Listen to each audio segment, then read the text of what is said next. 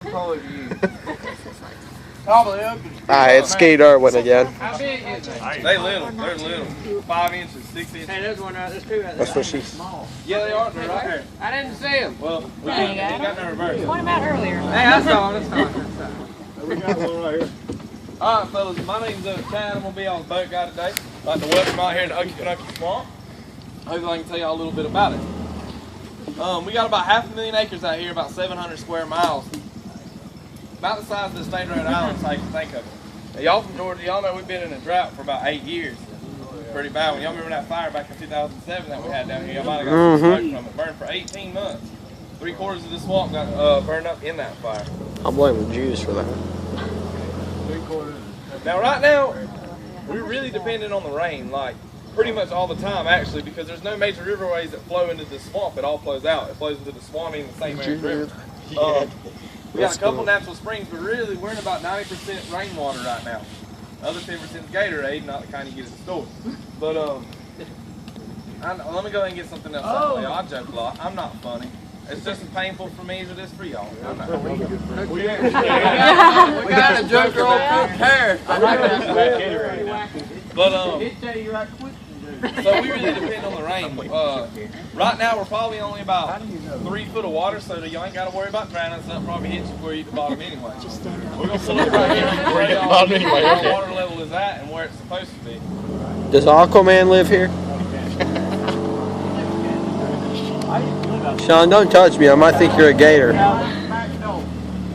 Y'all see that cypress tree to the front left of the boat and that green algae growing on it? Where it cuts off at that algae line, that's where our water's supposed to be at. So that gives you a pretty good idea about how low we are on water right now. Oh, we're really low.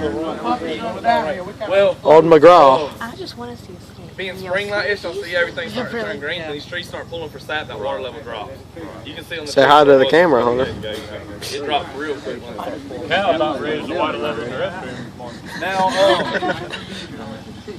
Austin in the hallway. it's been this year, the climate's been real goofy, real messed up. It'd be 60 degrees in January, 30 degrees in March, you know.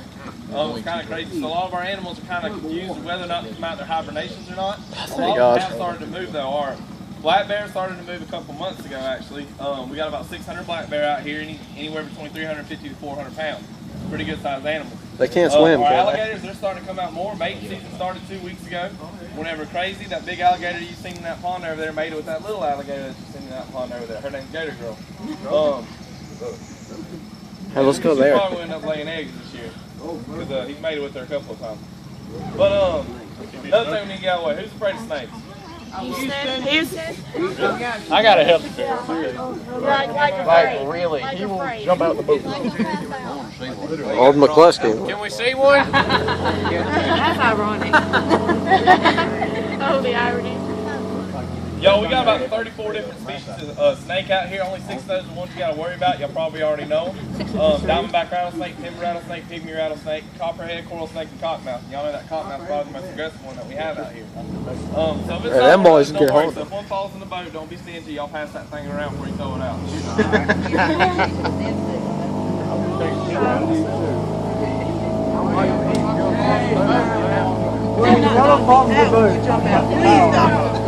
I'm not scared of it, but I don't like it. Come that way. It depends what kind it is. Hey, Darian.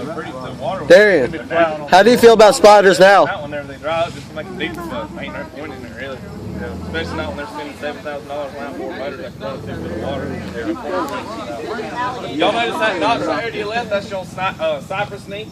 That's the root system of these cypress trees out here. It goes into the ground and it comes back up.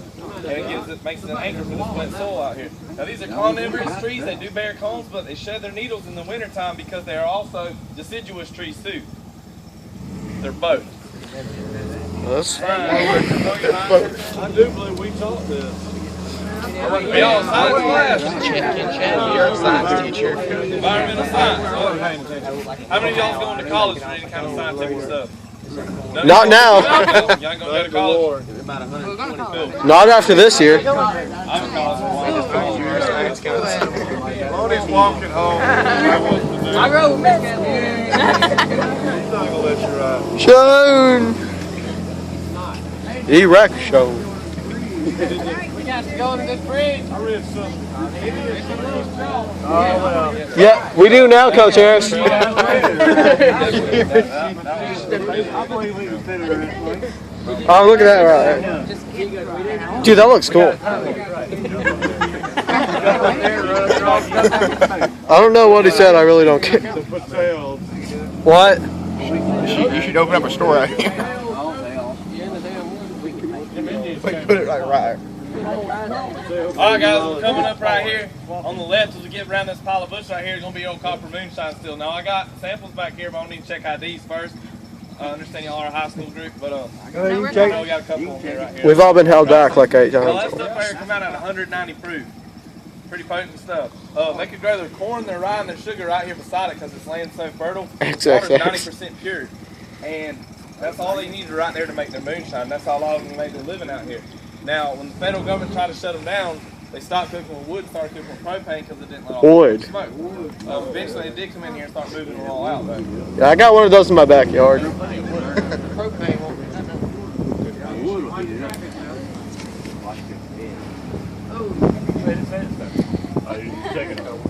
Scare the crap out of me.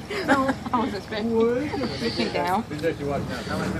Yeah, my camera Now, sucks. tons of plant lot out here, like you already know, there's a lot of cypress trees, bald cypress and pond cypress, magnolias, red bays, where you get your bay leaves from that you get at the grocery store.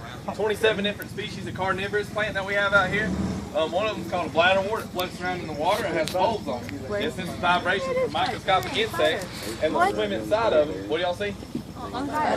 Where? That's one of them fishing spiders. They'll catch minnows and stuff like that. Where? Kind of crazy. That's what they do. Oh, I thought you meant in the That boat. bladderwort, the insects will swim into those bulbs and be consumed, and then they'll be expelled afterwards. And then we also have a hooded pitcher plant. This is really the crappiest video ever. Coming up on your right. Big old spider. Where? That's a big fishing spider right there. I don't see it. Don't get on the boat. Y'all see that hooded pitcher plant on your right here? The stalks at the base of that cypress tree? Right there. Booger. I don't see him. That hooded pitcher plant right here behind us. It has a sweet smelling nectar on the inside of it, and then bugs will climb inside of it and get stuck by the wax and the follicles, and then they'll be consumed by enzymes at the bottom, kind of like we have in our stomach. A lot of meth addicts out here, Ronnie. Look.